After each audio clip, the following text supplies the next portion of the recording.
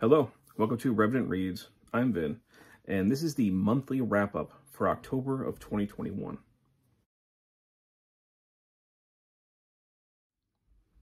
So in October, I did get through a decent amount of books. I got like 5 books, not too bad. Atypically for me, I actually got through a lot of fiction this month. So the first thing that I read was part of a buddy read with Steve over at Steve Talks About Books and Stuff. That was Between Two Fires, an epic tale of medieval horror by Christopher Buehlman. So this book is sort of a fantasy book. It takes place in 14th century France, in northern France, when the Black Death is making its way through. And we follow a knight who has basically lost his knighthood. He has become a brigand for a while, but he joins up with this girl who seems to have sort of divine powers and divine inspiration guiding her to the Pope in Avignon. And they're also joined by a priest who is dealing with matters of homosexuality and self-loathing and very kind of these misfit characters who find each other in this landscape of death, and not just death from the plague. It's also, we get like mutated type of monsters in rivers, and we have like horrific visions and demonic, like almost like statues moving around like golems. We get a lot of different things going on in this book, and some great stuff, honestly. I really did enjoy this. Every single one of these books, I didn't mention it at the beginning of the video, but all of these books I've discussed further inside the Fresh Red Kills videos, or in the case of the Star Trek book that I'll talk about briefly at the end of this in one of the Book Trek 2021 videos. So if you're interested in any of these, you can go back and check out those videos to get my full thoughts, but I really did like this one. Another sort of read-along that I was participating in for this is Ray Russell's The Case Against Satan. Juan over at Plagued by Visions hosted a sort of a read-along of this. It was more like almost like a Book of the Month club. And I decided I would jump on because it seemed interesting, and it was a very thin, quick read. I know I'd be able to get it in, you know, as a reading this month, or the month of October. Of course, Halloween, I wanted to make sure I got some more horror into my reading. I am a passionate horror fan, horror cinema, to be specific, and I am broadening my horizons and understanding of horror fiction, you know, generally, and, you know, using BookTube for that as well. Although, if you follow my channel, you know there's a lot of different interests that I have as far as my reading is concerned. This was originally published in 1962, and it's a possessed 16-year-old girl who has maybe possessed an exorcism with this kind of older bishop and, you know, younger adult male priest. You can certainly see precursors to The Exorcist, which would come less than a decade later, although this is its own animal. Ray Russell does play with the ideas of maybe she's not possessed, maybe it's psychological. I don't think that stuff ever really comes to full fruition. You know, I don't think that potential is ever really reached as far as, can we really question whether or not this girl is possessed or not? I just think the deck is stacked against a scientific explanation. I found this book to be okay.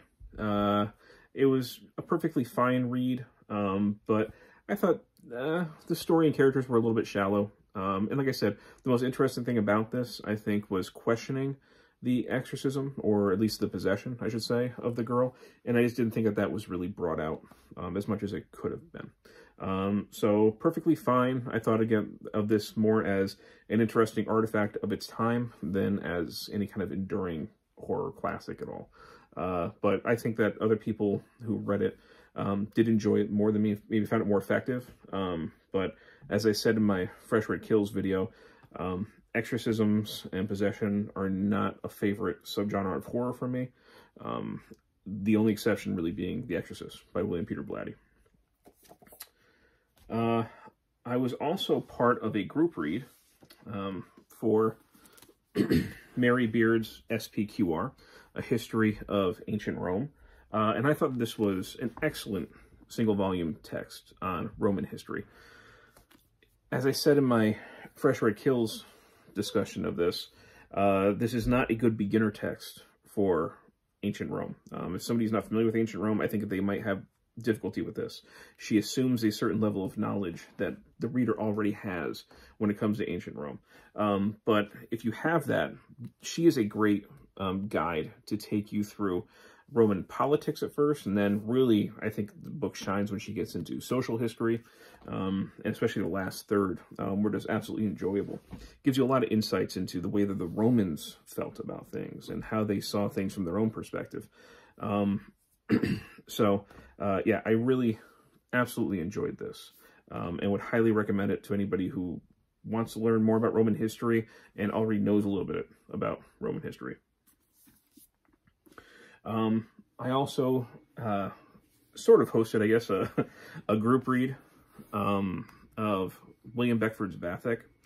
I am kind of on a journey with Mark over at Book Time with Elvis, where we are going to read early Gothic fiction from the 18th and 19th century.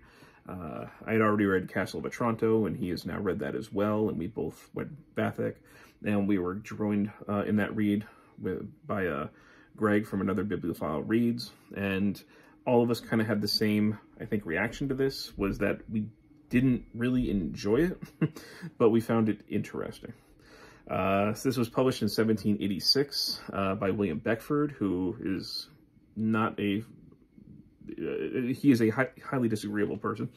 And it's kind of like the downfall of the Caliph, Vathek, and his temptations and his descent into hell. It has elements of Gothic, it has elements of fantastical literature and Oriental literature, or at least those written by Europeans to sound or mimic an Oriental style.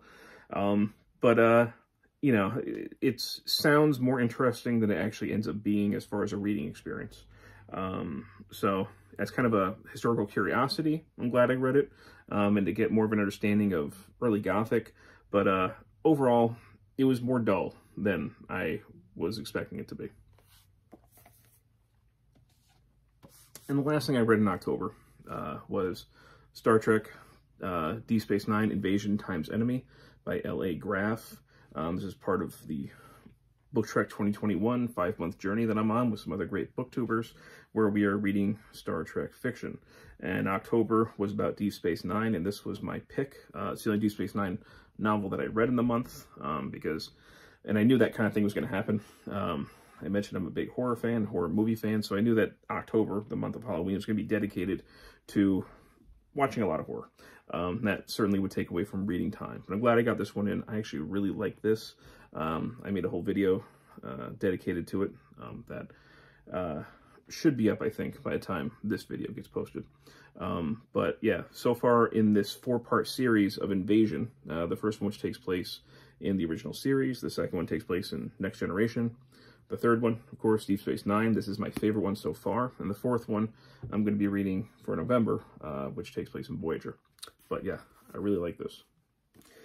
So, in brief, that was my reading for the month of October of 2021. So, not a bad month. Again, we've got Between Two Fires, The Case Against Satan, SPQR, Vathek, and Star Trek Deep Space Nine Times Enemy. All right. Well, thank you, BookTube.